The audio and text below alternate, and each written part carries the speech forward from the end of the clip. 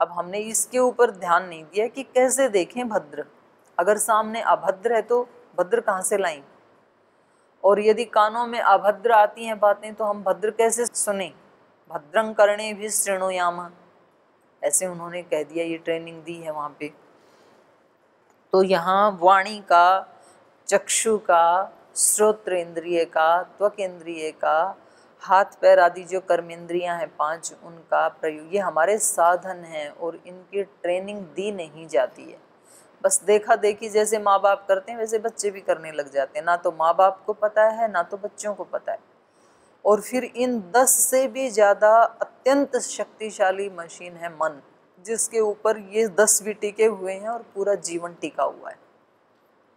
हमारी जो मन नाम की मशीन है वो इतनी कीमती है, इतनी फास्ट है, इतनी पावरफुल है, इतनी स्ट्रॉन्ग है कि अगर उसको चलाना आ जाए ना तो सारी दुनिया मुट्ठी में। जैसे मोबाइल होते हैं ना, आजकल महंगे महंगे मोबाइल आते हैं, उस मोबाइल में इतनी सारी फैसिलिटीज़ होती हैं और वो सारी यदि हमें चलानी आ जाए, उसमें बहुत सारी एप्लीकेशंस होती हैं। हम अगर किसी व्यक्ति के पास, कोई मेरे जैसा व्यक्ति है, उसके पास मोबाइल तो है 50-60 हज़ार का या 1 लाख रुपए का, पर उसकी एप्लीकेशंस का उसको पता ही नहीं है। उसको केवल एक लाल बटन पता है, एक ग्रीन पता है। ये ग्रीन वाला आता है तो फ़ोन करना होता है, लाल वाला दबाए तो बंद हो जाता है, इतना ही पता है। अब उसके पास वो 70,000 60,000 रुपए के मोबाइल से क्या फ़ायदा, जब उसको किसी ऐप का पता ही नहीं है, वो उससे कुछ काम कर ही नहीं सकता है। तो उसके लिए तो 5,000 वाला भी वैसा ही और 50,000 वाला भी वैसा ही, कोई फ़ायदा नहीं है उसके पास।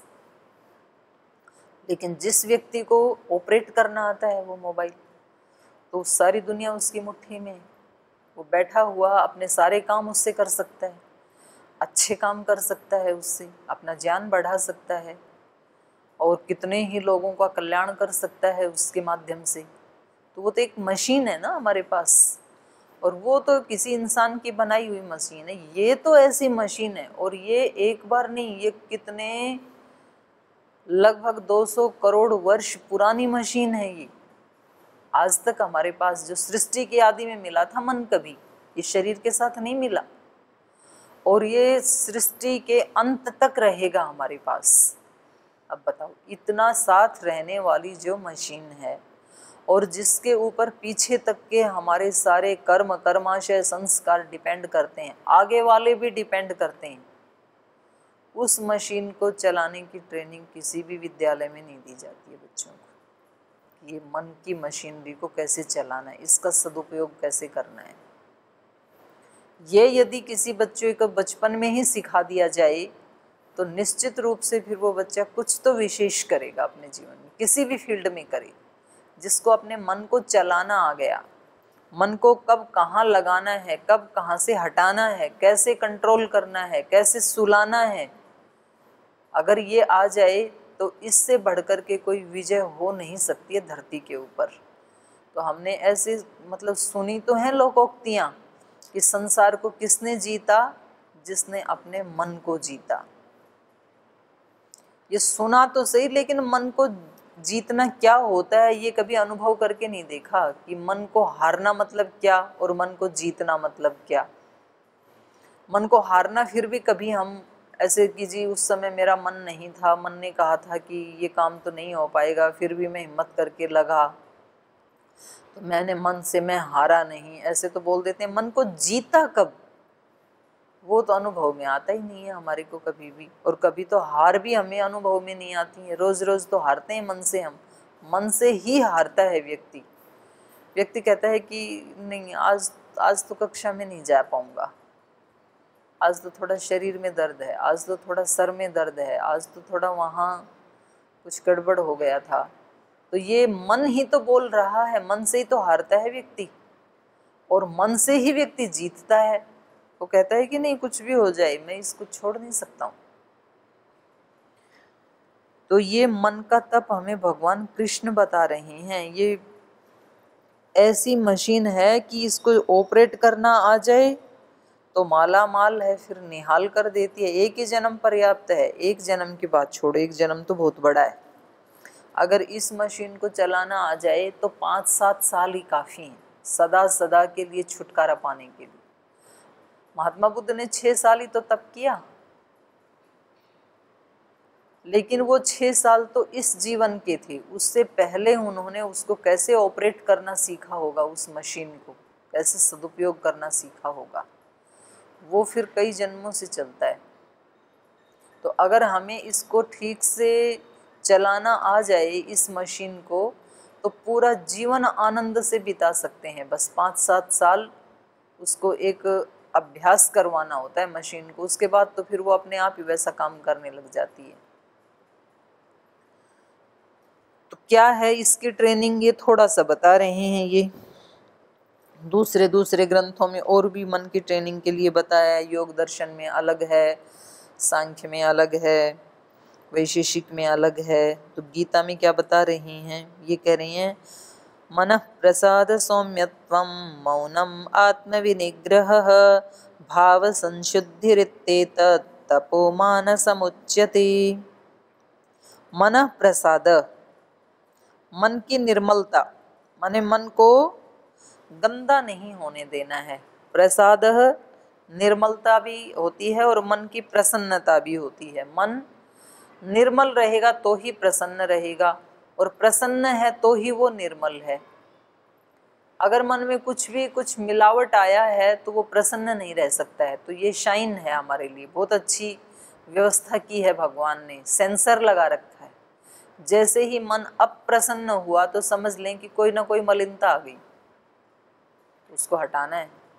जैसे ही शरीर में थोड़ा ताप बढ़ा, गर्मी बढ़ी, ज्वर आया, तो समझ लेना कि इस शरीर में कहीं ना कहीं मलिनता बढ़ी है। तो ये तो शाइन है, उसका चिन्ह है। मलिनता को हटाना है। कहाँ आई है? मन में आई है, इंद्रियों में आई है, कहाँ आहार में आई, व्यवहार में आई, विचार में आई, कहीं ना कहीं तो आई है। लेकिन मन यदि प्रसन्न नहीं है तो कहीं ना कहीं कोई फॉल्ट है। बाहर मत ढूंढना फॉल्ट, अपने अंदर ढूंढना। मन प्रसन्न नहीं है तो निश्चित रूप से कहीं ना कहीं कोई गंदगी आई है, अंदर कोई फॉल्ट हुआ है, उसको ढूंढना है कि कहाँ हुआ। बाहर नहीं देखना कि इसके कारण मन दुखी हुआ है, इन्होंने ऐसे किया, इसे मत सोचना। क्योंकि दूसरा आदमी आपके मन के अंदर घुस नहीं सकता है। दूसरा आदमी ज़्यादा से ज़्यादा आपके शरीर को टक्कर मार सकता है, आपके शरीर को लाठी पत्थर डंडा कुछ मार सकता है, बस उससे आगे मन में प्रवेश करने का कोई रास्ता ही नहीं है। दूसरा व्यक्ति नहीं प्रवेश कर सकता हमारे मन में, जब तक कि हम उस वस्तु को उठा के अपने मन में ना डाल दें, कचरे को। ये जो हमारा विचार के ऊपर प्रश्न चल रहा था ना कि ये विचार कहाँ से आते हैं, तो इसमें पता नहीं आपने चिंतन किया नहीं किया, मुझे नहीं पता। किया प्रदीप जी? कुछ पकड़ में आया? तो क्या पकड़ में आया आपको? ऐसे आया कि बाहर से भी आता है और अंदर से भी आता है।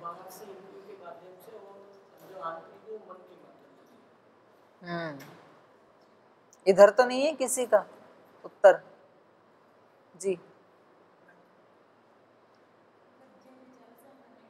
मैं उस दिन कह ही रही थी, इसके अलावा जो हमारे संस्कार हैं अवचेतन मन में, अनकॉन्शियस माइंड में, वो भी हमें कभी विचारशील बना देते हैं। कोई विचार वहाँ से आ जाता है, और बाकी तो जो हम सुनते जाते हैं उससे भी हमारे विचार बनते जाते हैं। ऐसा मैंने सोचा। जी जी, इधर दे दो प्रदीप जी को। ये क्या कह रहे हैं? ओम बहन जी विचार मैं सोचा उसमें तो दो तरह से निकल के आए। पहला तो बाह्य मतलब बाहर से हमें विचार मिलते हैं, दूसरा अंदर से। तो जो बाहर से हम लेते हैं वो इंद्रियों के माध्यम से, हमारी जितनी इंद्रियां उनके माध्यम से, और जो अंदर विचार निकल रहे हैं वो मन के माध्यम से, मतलब मन भी इंद्रिय ही है एक वो मतलब आंतरिक रूप से, बाह्य रूप से हाथ आँख नाक पैर ये, और मन के माध्यम से उसमें वो सारी चीज़ें जो हमने पहले पूर्व जन्मों के जो विचार हैं चेतन अवचेतन मन के वो सभी, और जो सूचनाएं हमने इकट्ठी की आसपास से वो भी सभी। अच्छा, जो पूर्व जन्म के हैं वो पहले से पूर्व जन्म में अंदर ही थे या पूर्व जन्म में भी कहीं बाहर से अंदर लेके गए थे? नहीं, जो पूर्व जन्मों से वो संचित। पूर्व जन्म में वो अंदर कहाँ से गए? बाहर से गए कि अंदर ही कहीं पैदा हो गए थे? वो भी रिकॉर्ड तो बाहर से ही आया बहन जी। वो भी तो बाहर से गए ना? वो भी बाहर से ही आए हैं। तो इसका मतलब क्या हुआ कि सारे के सारे विचार कहाँ से आए? बाहर से ही आ रहे हैं। ये है। चाहे जो आपको आज ये लग रहा है ना कि जी बाहर का तो कोई आलंबन नहीं था, फिर भी मैं बैठा बैठा उसको उठा रहा था, तो जिस चीज को आप उठा रहे थे, जो अंदर आपने डाली हुई है कचरा, वो आप बाहर से ही लाके डाला था कहीं से। तो इसमें जैसे मैं आपको एक उदाहरण देती हूँ कि जैसे मैं आज खाना खा रही थी और खाना खाते हुए एक वो हैं, एक विधायक हैं महाराष्ट्र के, अक्कलकोट के, सचिन जी, उनका फ़ोन आया। तो जैसे ही मैंने खाना खाते हुए फ़ोन को देखा कि उनका फ़ोन है, तो उसको उठाया नहीं मैंने, लेकिन जैसे ही फ़ोन आया तो उनका नाम पढ़ते ही अब तुरंत उनके घर में जब हम गए थे, वहाँ शिविर किया था, फिर वहाँ शिविर के साथ साथ जिस कमरे में रुके थे, फिर महाराज जी के साथ उनके परिवार के साथ जब बैठे थे, शिविर में उन्होंने जो भाषण दिया था, 1 सेकंड में सारे के सारे ऐसे घूमता है, बहुत फास्ट चक्कर, सब सारी स्मृतियाँ एकदम से आती हैं। तो ये जो आई हैं अब इतने सारे विचार, ये कहाँ से आई? ये हमने वो सारे वाइब्रेशंस वहाँ से बाहर से लेके अपने अंदर स्टोर कर रखे हैं, वो एक्टिवेट हो जाते हैं सारे के सारे। तो सारी इसमें कमरे में जो धूल आती है, अब ये मेरे ऊपर डिपेंड करता है कि जैसे ही वो स्पंदन एक्टिवेट होने लगे, उसको तुरंत वहाँ ब्रेक लगा दिया कि नहीं बस अब नहीं, अभी तो खाने वाला काम करना है, तो वो बंद हो गए। और यदि उसको डिस्कनेक्ट नहीं किया जाता तो हो सकता है वो 10 मिनट भी चल जाते, 15 मिनट भी, जब तक कोई दूसरा और वाइब्रेशन नहीं आएगा। तो या तो कालक्रम से जब तक कोई दूसरा विचार का समूह नहीं आएगा तब तक वो चलता रहेगा, या तो आप उसको जागरूकता पूर्वक डिस्कनेक्ट नहीं कर दें तब तक वो चलता रहेगा। तो ये जो विचार हैं, ये सारा का सारा ब्रह्मांड है, ये बहुत स्पंदनों से भरा हुआ है, वाइब्रेशंस से भरा हुआ है। इस पुस्तक की भी अपनी एक वाइब्रेशन है, इस मैट की भी है, इस टेबल की भी है, व्यक्तियों की भी है, वस्तुओं की भी है, वाणी की भी है, सब चीज़ें वाइब्रेशंस का समूह ही तो है। और क्या है ये सारा संसार? और हम वहाँ से उनको आने देते हैं अपनी इंद्रियों, ये जो हमारी मशीन है ना, तो ये अब हमारे हाथ में है कि हम कौन से स्पंदनों को रिसीव करते हैं और कौन से वालों को हम रिसीव नहीं करते हैं, उनको हम मना करते हैं, या आ भी गए तो तुरंत उसको डिलीट करते हैं। जब कोई बुरी चीज़ आ भी जाती है, हम जा रहे हैं और कोई मधुमक्खी आके बैठ गई ऐसे, तो तुरंत उसको हटाते हैं ना, हम नहीं चाहिए ये। तो बाई चांस कोई ऐसा विचार, कोई स्पंदन आके हमें स्पर्श भी करता है तो हम तुरंत उसको हटाते हैं। और या तो हम इतने जागरूक होते हैं कि जो हमारा ओरा है, हम उसको पहले से ही इतना सशक्त और मजबूत करके निकलते हैं कि मैं इस काम के लिए वहाँ जा रहा हूँ, इसके अलावा वहाँ मुझे कुछ नहीं देखना है।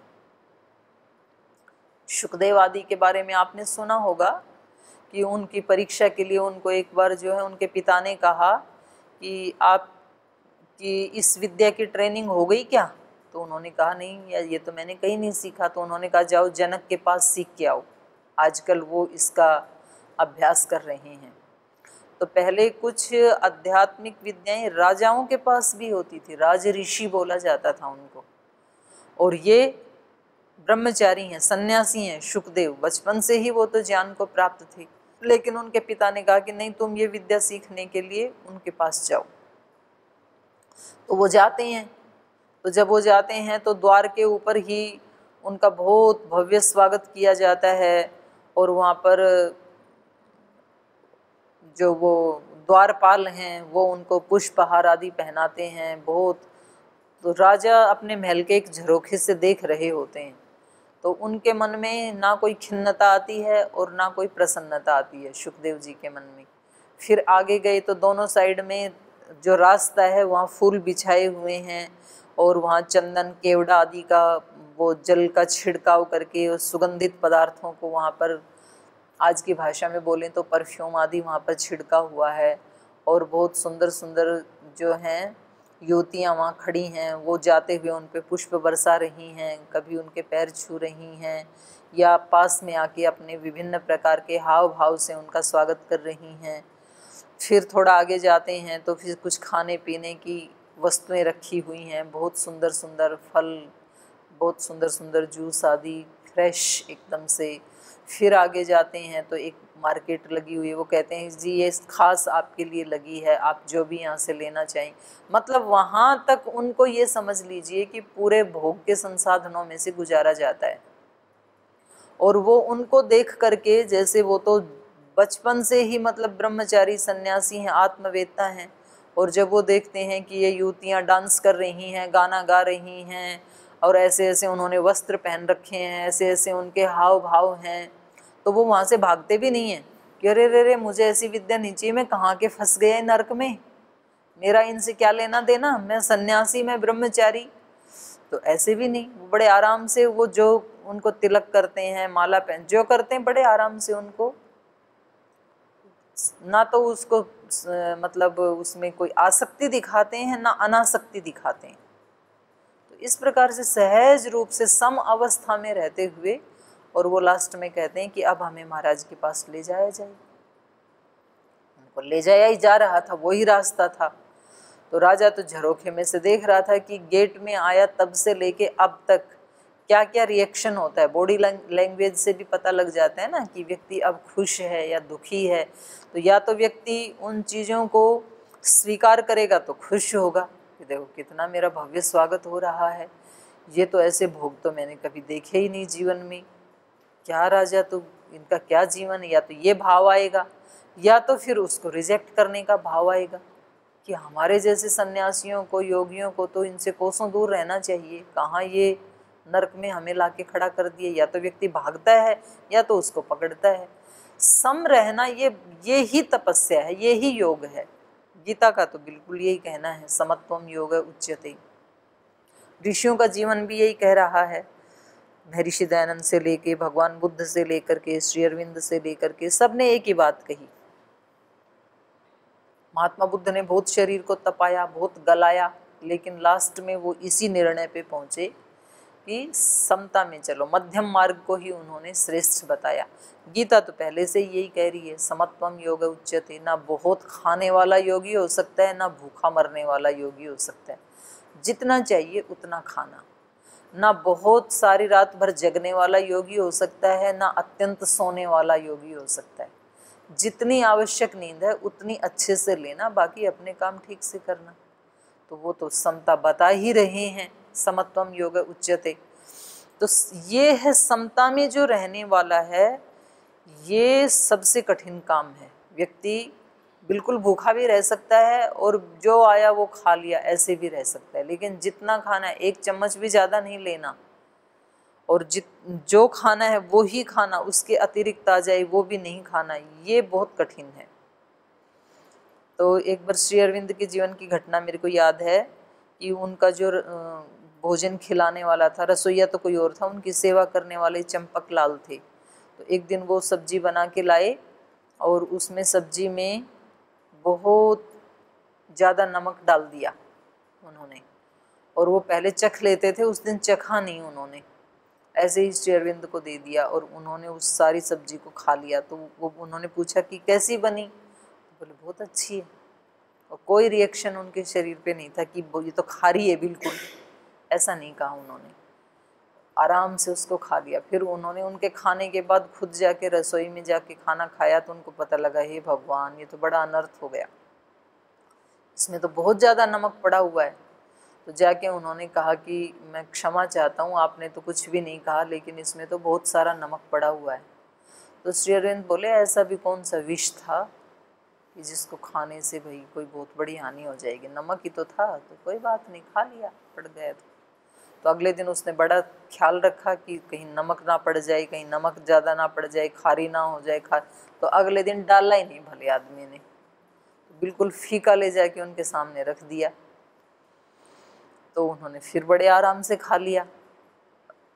अब ये आके दोबारा उनका नियम था गुरुजी के खाने के बाद खाऊंगा, तो बोले अरे आज तो मैंने डाला ही नहीं। तो फिर जाके वो ग्लानि महसूस करने लगे उनके सामने, बोल जी बड़ी भूल हो गई, आज तो मैं ये सोच रहा था कि कहीं ज़्यादा ना हो जाए, और वो मेरे हाथ से छूटा ही नहीं, मैंने डाला ही नहीं, इसमें तो है ही नहीं, आपने कुछ कहा भी नहीं, आप मांग लेते। बोले कौन सा ऐसा अमृत था कि जो नहीं डाला तो उसके बिना अमरता नहीं मिलेगी। पहले दिन बोले कौन सा ऐसा विष था दूसरे दिन बोले कौन सा ऐसा अमृत था, नमक ही तो था ना। तो ये चित्त के स्थिति में समता आना, इसके लिए फिर मन की साधना, इंद्रियों की साधना, ये जो बता रहे हैं इस तप, ये करना होता है। तो जब शुकदेव राजा जनक के पास पहुँचे तो बोले जी जो विद्या बची हुई है पिताजी ने भेजा है आपके पास, तो वो आप बता दीजिए मेरे को। बोले आपकी विद्या तो पूरी हो गई, आपकी विद्या तो वहाँ से ही शुरू हो गई थी, गेट के बाहर से ही, आप तो पहले से ही उसमें निष्णात हैं, आपको कोई ज्ञान देने की ज़रूरत नहीं है, मैं आपको देख रहा हूँ वहाँ से, बस यही था समता में रहना। तो क्योंकि आप कभी अपने आश्रम से बाहर निकले नहीं, कभी आप इस दुनिया में आए नहीं, तो परीक्षा तो यहाँ देनी होती है ना। एकांत में तो सारे ही सत्य बोलने वाले ही हैं, जहाँ झूठ बोलने का अवसर ही नहीं है, कोई दूसरा आदमी सामने है ही नहीं, तो सारे सत्यवादी ही हैं। व्यक्ति कहीं ऐसे एकांत में अकेला रह रहा है, वहाँ तो सारे ब्रह्मचारी ही हैं, संयमी ही हैं। पता तो तब लगता है जब आलम्बन सामने होते हैं, और उस समय व्यक्ति का मन इधर से उधर नहीं जाता है, वहाँ देनी होती है परीक्षा। तो अपने रूम में बैठे हुए तो सारे ही ज्ञानी हैं, सारे ही बुद्धिमान हैं, लेकिन एग्जामिनेशन हॉल में जा कर के कितना याद रहता है, क्या लिख पाते हैं। परीक्षा तो वहाँ होती है, आपने कितनी पढ़ाई की। नहीं तो बोले जी हम तो आज रात को 1 बजे तक पढ़े, हम तो रात को रोज़ 12 बजे तक पढ़ते हैं। भाई तो कितना पढ़ता है वो उस दिन पता लग जाएगा। परीक्षा तो जीवन में देनी होती है, व्यवहार में देनी होती है। इसलिए हमारे यहाँ ज्ञान, कर्म, भक्ति तीनों का बराबर महत्व माना यहाँ, खास करके गीता में। केवल मात्र शाब्दिक ज्ञान पर्याप्त नहीं है, शाब्दिक ज्ञान शुरुआत है, प्रारंभ है, ये शब्दों का ज्ञान एक स्टेप है ये। और ये एक विषय का तो क्या, सभी विषयों का नारद जैसे व्यक्ति ने ज्ञान प्राप्त किया था, तो भी उन्होंने कहा कि मैं शब्दवेत्ता हूँ, आत्मवेत्ता नहीं हूँ, ब्रह्मवेत्ता नहीं हूँ। और शब्दवेत्ता कभी शोक को नहीं तर सकता है, कितने भी शब्दों को जान ले, शब्द शब्द ही है, शब्द की अपनी एक लिमिट है, वहाँ तक वो रक्षा करते हैं, उसके आगे उनको जाने की परमिशन ही नहीं है। जैसे हमारा अस्तित्व है, तो जैसे हमारा सबसे पहले तो ये अन्नमय कोश है, तो इसकी अपनी सीमाएं हैं। जो अन्नमय कोश की सीमाएं हैं उतना ये उपकार हमारा कर देगा, उससे आगे ये नहीं कर सकता है। फिर उसके बाद प्राणमय शरीर शुरू हो जाता है, तो प्राण की अपनी शक्तियां हैं, तो जहाँ तक प्राण की अबाध गति है वहाँ तक प्राण हमारी उन्नति करवा देगा आत्मा की, उसके आगे नहीं करवा सकता है। उसके आगे फिर मनोमय शरीर शुरू हो जाता है, तो मन की भी अपनी शक्तियाँ, उसकी अपनी लिमिटेशंस हैं, उसकी जितनी शक्तियाँ हैं वहाँ तक वो आत्मा को आगे ऊंचा उठा देगा। तो उसके बाद विज्ञान है, उसके बाद आनंद है, तो सब चीज़ों की अपनी अपनी सीमाएं हैं, वहाँ तक वो हमें सुखी कर सकती हैं। पंखा है, लाइट है, इसकी अपनी सीमाएं हैं ना सुख की। पंखा क्या दे सकता है, हवा दे सकता है, बस उसकी सीमा वहाँ तक है। किसी व्यक्ति को यदि गर्मी लग रही है तो वो पंखा उसकी गर्मी को, शरीर की गर्मी को दूर कर देगा, बस इतनी ही उसकी सीमा है। उसके आगे यदि कोई व्यक्ति डिप्रेशन में है, उसको पंखा ठीक नहीं कर सकता है, क्योंकि उसकी सीमा ही नहीं है मन तक जाने की, उसकी अपनी लिमिट है। बिजली हमें कहाँ तक सुख दे सकती है, अंधकार का जो दुख है वहाँ तक बिजली हमें सुख दे सकती है, तो उसके आगे बिजली हमें सुख नहीं दे सकती है। कुछ थोड़े से और लगा लो कि ऐसे संसाधन है कि गर्मी लग रही है तो वो ठंडा दे देगी, ठंडी लग रही है तो हीटर के रूप में गर्मी दे देगी, उसके आगे उसकी पहुंच नहीं है। शरीर तक वो दे सकती है, मन के कोई कष्ट है तो उसको लाइट ठीक नहीं कर सकती। तो ये किस किस वस्तु की कितना हमें ज्ञान है, शब्दों का, वो कहाँ तक हमारी रक्षा कर सकता है, तो उनकी अपनी अपनी एक लिमिटेशंस हैं। तो किसी व्यक्ति ने कितनी उन्नति की, वो शब्दवित है या आत्मवित है या ब्रह्मवित है या इंद्रिय जयी है, संयमी है, सदाचारी है, तपस्वी है, इसकी परीक्षा उसको संसार में आके देनी पड़ती है। अकेले में परीक्षा नहीं हो सकती है, अकेले में तैयारी हो सकती है। तो साधक तैयारी के लिए जंगल में जाते हैं, एकांत में जाते हैं, तैयारी तो करते हैं वहाँ पे, रात को उठ के ध्यान लगाते हैं, दिन में भी कभी मन करे तो ध्यान लगाते हैं, स्वाध्याय करते हैं, जप करते हैं, अपने मन के प्रति जागरूक रहते हैं, इसमें कौन से भाव कौन से विचार उठ रहे हैं, ये सब वो एकांत में करते हैं। विद्यार्थी को IAS IPS आदि की या बड़े बड़े जो कंपटीशन टेस्ट हैं उनकी तैयारी करनी होती है तो वो एकांत में करता है तैयारी। वो रात रात को भी जगता है, सुबह भी जल्दी कभी उठता है, कभी दिन भर भी करता है, जब जब उसको वो मतलब लगा रहता है जैसी उसको अनुकूलता है। लेकिन उसकी परीक्षा तो आकर के एग्जामिनेशन हॉल में देनी होती है, तैयारी एकांत में कर सकते हैं। तो ऐसे ही इसकी अध्यात्म की तैयारी भी तो एकांत में हो सकती है। तो क्योंकि शुकदेव तो एकांत में रहने वाले थे, तो वो तो कभी आए नहीं थे इस वाले संसार में, तो उनके पिता ने जानबूझ के वहाँ भेजा था कि भाई इससे ऊंचे भोग तो और हो नहीं सकते हैं जो राजाओं के यहाँ ठाट बाट हैं, बाकी तो सब उससे नीचे ही हैं। तो इनमें यदि ये पास हो गया, उसके मन में कोई विकार नहीं आया, विकार मतलब दोनों तरफ का, भागना भी एक विकार है, ये ध्यान देने योग्य बात है। अगर कोई व्यक्ति एकदम से भाग रहा है संसार से तो इसका मतलब भी अभी कच्चा है वो, और उसमें लिप्त हो जा रहा है इसका मतलब भी कच्चा है। जैसे कोई गुरुकुल में आश्रम में रहने वाले ब्रह्मचारी हैं या सन्यासी हैं, तो वो कभी उनको कहीं घर गृहस्थियों के यहाँ जाने को मिल जाए, ऐसा कोई अवसर आ जाए, तो या तो जो गुरुकुल के बच्चे हैं वो जैसे ही संसार में जाते हैं तो बोले हमें इतने दिन तक गुरुकुल में ऐसे कपड़े पहनने से मना करके रखा, ये साज सज्जा नहीं करने दी, तो आज पूरी कसर निकाल लेते हैं 15 साल की। तो वो मतलब मॉडल ही चेंज हो जाता है, पहचान में ही नहीं आता है कि ये वही वाला मॉडल है, इतना उसमें आता है, वो एकदम लिप्त हो जाते हैं। फिर उसमें दूसरे लोग भी देखते हैं, बोले इतना तो हम भी नहीं करते हैं, ये तो गुरुकुल से आए हैं, तो इनको क्या हो गया। या फिर वो व्यक्ति वहां से खिन्न होकर भागता है कि मैं यहाँ नहीं रह सकता हूँ, मैं तो एक अलग दुनिया में रहता था, इनके बीच में मैं नहीं रह सकता हूँ, तो वो डिप्रेशन में आ सकता है। तो दोनों ही ये कच्चेपन की निशानी है। हमें हमारे ढंग से रहना है, जो हमने सीखा है हमारे लिए जो उचित है, तो हमें किसी के कहने से हम प्रभावित नहीं होने वाले हैं। हमें जो ठीक लग रहा है, हमने सीखा इतना करने में कोई हानि नहीं है, इसके आगे या पीछे करने में हानि हम उसको नहीं करेंगे, हमारे पास वाले जो मर्जी करेंगे। तो ये व्यक्ति को अपने ढंग से अपने जीवन के लिए क्या कल्याणकारी है उसका चयन करना और फिर वैसा जीना। तो इन्होंने तपस्या तो बहुत की थी, बचपन से ही ये तो ब्रह्मवेत्ता थे, आत्मवेत्ता थे। तो राजा जनक ने कहा आपकी सारी परीक्षा हो गई, आपके मन में थोड़ा सा भी विकार नहीं आया, ना तो भागने का मन किया और ना उसमें लिप्त होने का कोई आपने ना तो उसके प्रति आसक्ति दिखाई ना अनासक्ति दिखाई। तो इसको कहा मन प्रसाद है। मन का निर्मल होना, मन का प्रसन्न होना कब हो सकता है? जब मन में कोई विकार ना हो, जब मन अत्यंत निर्मल हो, पवित्र हो, तो वो खुश रहता है, और खुश रहता है वो पवित्र होता है। अन्योन्य आश्रित हैं ये दोनों गुण। तो ये जो मन की ट्रेनिंग है ये हम सब के लिए ही बहुत ज़्यादा चिंतन मनन करने वाली है। तो इसके ऊपर आप स्वयं भी पढ़ के आएँ। ये तीनों प्रकार के जो तप हैं, थोड़ी देर बैठ करके इसके ऊपर चिंतन करें जरूर, 5-10 मिनट, आधा घंटा। और कहीं कोई डाउट आए तो कल उसके ऊपर चर्चा करेंगे। वरना जो मन का तप है, मन को हम कैसे ट्रेंड करें कि उससे हम ज़्यादा से ज़्यादा लाभ उठा सकें इस जीवन में, क्योंकि भगवान ने हमें वो दिया ही इसलिए है।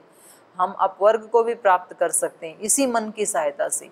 वरना तो मन को ज़्यादातर लोग गाली ही निकालते रहते हैं, ये मन पापी है, ये चंचल है, ये ऐसा है, ऐसा। ये साधन भी तो है साथ में। अगर आपने उधर इसको मोड़ रखा है तब तो ये सारे अभिशाप वाले गुण आएंगे, और यदि इधर मोड़ दिया तो ये निहाल भी तो कर देगा, कितना सुख भी तो दिलवा देगा। तो इसके ऊपर हम कल चर्चा करेंगे। आज की चर्चा को यहीं विराम देते हैं।